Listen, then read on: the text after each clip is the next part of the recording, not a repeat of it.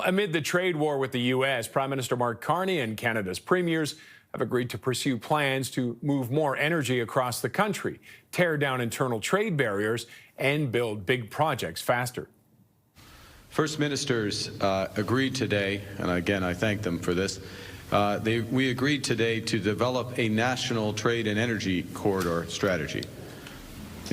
For transportation, for energy, for critical minerals, and digital connectivity.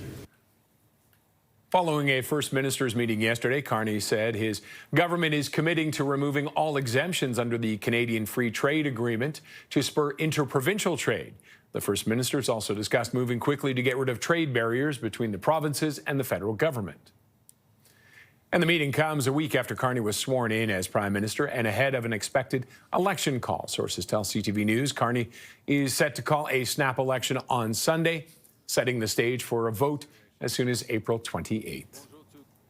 And joining me now is our CTV News political commentator, Scott Reid. Scott, thanks as always. Morning, Roger. Is it safe to say there's going to be an election call tomorrow?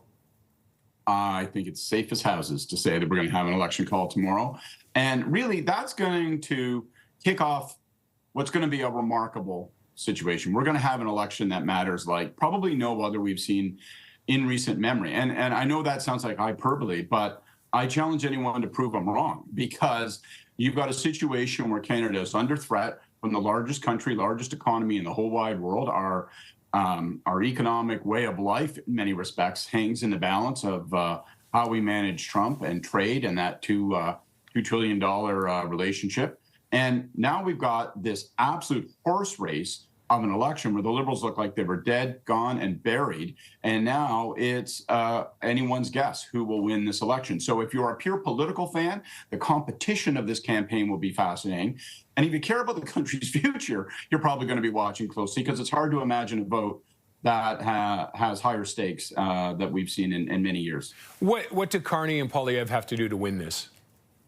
You know, what's so fascinating is, and another bit of what makes this election so intriguing, is that you could not have two leaders less alike. I think both of them face one obvious challenge, and that is to convince Canadians that they and their approach to politics and to governing is the right answer to Donald Trump and his hostility. Poll after poll after poll shows that Donald Trump's hostility toward Canada, the economic threat that he represents, is the #1 preoccupation. It hangs over almost every single question. Economic life, our people's bread and butter issues like jobs and how much I'm going to have in my pocket. Cost of living has now been rolled up into this question of what's going to happen next with the United States and tariffs. My belief is, whether it's Poilievre or whether it's Carney, the person who on election day enjoys the confidence of Canadians in terms of approaching Trump will be elected Prime Minister. Is there any wild card, do you think, in this campaign? Tons of them, all sorts of wild cards. First of all, Trump is a wild card. He barges into the campaign on a nearly daily basis. We know April 2nd is a tariff deadline that's looming, where he's going to slap punitive tariffs on Canada, probably the rest of the world. Then say what? Say, well, now come to me on bended knee and negotiate country after country.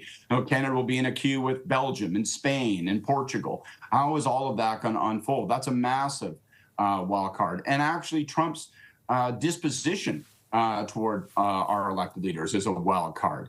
He said the other day they'd rather deal with Liberals. Some people think that's a head fake. Some people think that that is sincere. Who knows? The other massive wild card is, how will Mark Carney perform? This guy's been in elected politics for 1 week, never run for office before, never held elected office. Now he starts out in a top job. But on the other hand, the fact that he isn't a politician, and these are times that require people of serious character who can govern well and manage through crisis, is exactly what many voters say they're looking for. It's going to be a hell of a clash, plenty of wild cards. And where do you think Carney's going to run? Ottawa would be my guess, but who knows? There's rumors of Ottawa, downtown Toronto, and some people suggest maybe his hometown of Edmonton. We'll see. Edmonton would be a stretch because very difficult terrain. The polls have really rebounded in a remarkable, breathtaking way for the Liberals. They were down by 26 points, the deepest deficit a governing party had ever faced pre-election. Now it's basically tied. But does that mean that Edmonton and Alberta are suddenly in play for the Liberals?